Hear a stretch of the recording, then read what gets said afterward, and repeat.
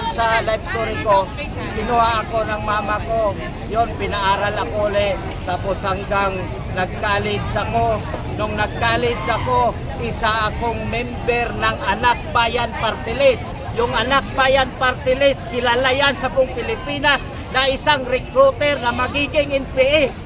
Ako at ang mga kasama ko, muntik na kami, madala sa bukid.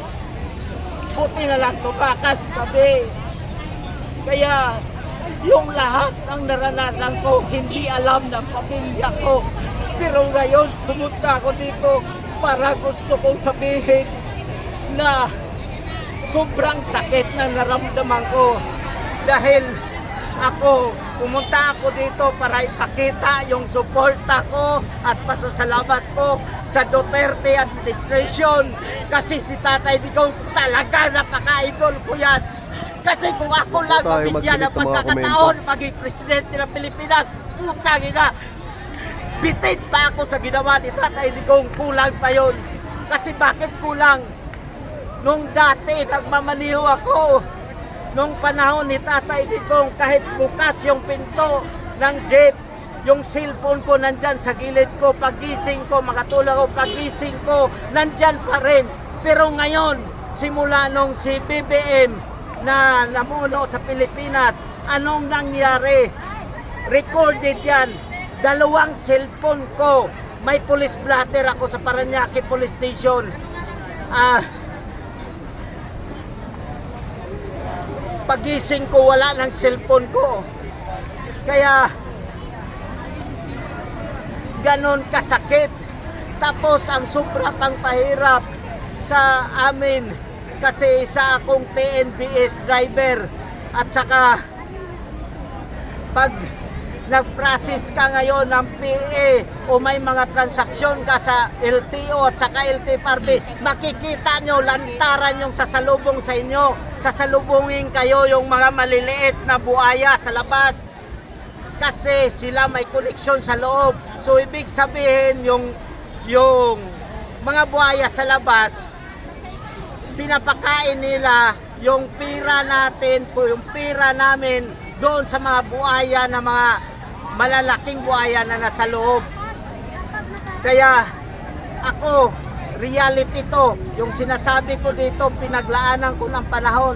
Kaya ako mananawagan sa lahat ng mga driver sa buong Pilipinas o sa buong mundo, sa lahat ng Pilipino na may hawak na professional driver's license o non-professional driver's license.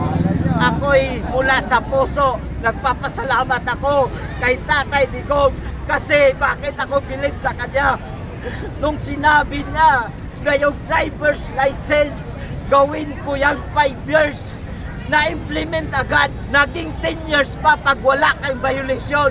Kaya ganun ko siya ka-idol dahil sobrang effective siya sa tungkulin niya bilang isang Pangulo ng Republika ng Pilipinas. Kaya sobrang sakit. Isipin nyo, yung passport, sinabi niya, gawin kong 10 years, may passport din ako. So, pag sinabi niya na gawing 10 years, nangyayari agad, naging 10 years. So, pag nag-renew kasi malaking luwag yan sa atin ng mga Pilipino. Pag ikaw pumunta, mag-renew every 3 years ng driver's license, ang haba ng pila. So, napakaluwag. So, ganon. So, ilang milyon ang may hawak na driver's license sa buong Pilipinas. Kung ako, nakinabang ako, nakabinipit ako sa pag-implement ni Tatay Digong sa driver's license na ginawa niyang 5 years at naging 10 years. Sino naman ang nakabinipit sa akin sa pamagitan ng driver's license ko? Number 1, yung family ko, relatives ko, friends ko, lahat na nakikinabang sa akin, nakakatulong yan sa pamagitan doon sa mga benepisyo na direkta kong natanggap mula sa pag-implement at sa isang verbal na sinasabi lang ni Tatay Digong, verbal instruction na yung mga driver's license gawing 5 years. Tapos maging 10 years pag walang violation. Napakaluwag yan sa aming mga driver. Kaya ako sa lahat ng driver sa buong Pilipinas, manawagan ako, suportahan natin si VP Sara Duterte.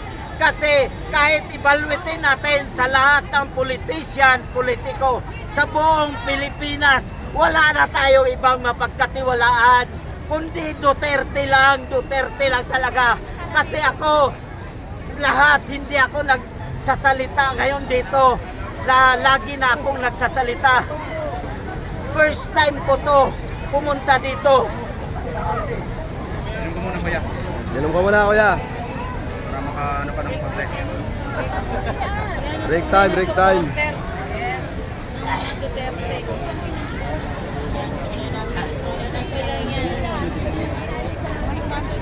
Para makarating yan. TV5 Ako meron. Magkano? Ito daw, meron daw. Pinagbigay kasi kay tatay doon. Magkano?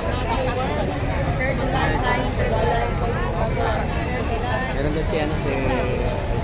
Ngayon, isipin nyo, kahit ilan dyan, alam nyo, ako, kahit wala pang campaign period, pero gusto ko lang sabihin sa lahat ng mga kaibigan ko, sa lahat ng pamilya ko, sa lahat ng mga Pilipino, kung maaari, lahat ng i-endorso ni Tatay Digong, yon ang suportahan natin. Sikat man sila o hindi, basta yon ang suportahan natin. Kasi alam natin, yung mga Duterte ay may malasakit sa bayan. Tingnan nyo naman si Tatay Digong, kung ano siya nung pumasok sa politika at paglabas niya hanggang ngayon. Naging bilyonaryo ba siya? Wala, ordinaryo pa rin siyang Pilipino. Kaya ako hindi ko namimit, hindi ako pumunta dito kasi bayaran ako, binabayaran ako ni Duterte o sino mang tao para magsalita. Kusang loob ko ito, pumunta dito para magsalita, para ilabas ko yung saloobin, para maramdaman at kung maaari makakuha tayo ng suporta sa lahat ng mga kamag-anak ko, kaibigan at saka sa lahat ng mga Pilipino. Kasi hindi talaga, sobra talaga.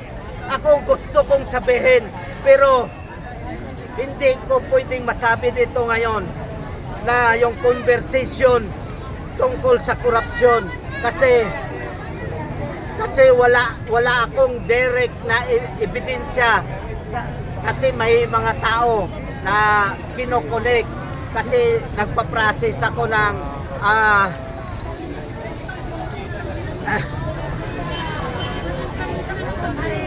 dahil isa akong TNBS driver, nagpa-process ako ng provisional authority sa LTFRB. Dati, pag nag-renew kami ng PE sa LTFRB, i-present lang namin doon sa LTFRB yung PE namin, tatatakan lang yon, ang babayaran namin 260 pesos lang. Pero ngayon, lahat ng 10BS na nandito, wala dito, lahat ng napanood, alam nila. Tingnan nyo yung LTFRB. Oh, nasa paligid, sobrang daming buhaya. Tapos, grabe talaga. Kaya, sobrang dami ko sanang sasabihin. Pero yung iba nakalimutan ko dahil emosyonal na ako. Kaya sa lahat ng mga Duterte supporters, huwag na tayong manawagan na magkaisa ang Pilipino. Dahil kailanman, simula nung maliit ako, panawagan na yan, yung mga nanawagan na magkaisa, namatay na. Pero nagkaisa ba tayo? Wala. So kailangan lang ang majority. So kailangan lahat ng mga Duterte supporters o lahat ng gustong pagbabago, pumunta kayo dito at ipakita natin ang ating suporta kay Vice President Sara Duterte. Kasi isipin nyo, lahat ng halatang halata yung Kongreso mag-imbestiga sa kanya. bakit hindi ako abogado hindi ako abogado, ordinaryong Pilipino lang ako. So, kung pag-usapan natin ang legality, wala akong knowledge. Pero yung nakikita lang natin on screen na grabe yung panggigipit sa kay Vice President Sara Duterte. Imagine niyo, hindi lang siya ang may hawak ng confidential fund. Lahat, simula mayor, hindi ko lang kabisado lahat, pero ang alam ko, yung mga executive position, mayor, governor, vice-presidente at saka presidente, mayroon yan silang confidential fund. Hindi ko pa alam sa iba. Pero bakit si Madam Sara lang ang gigipitin nila? Tapos sa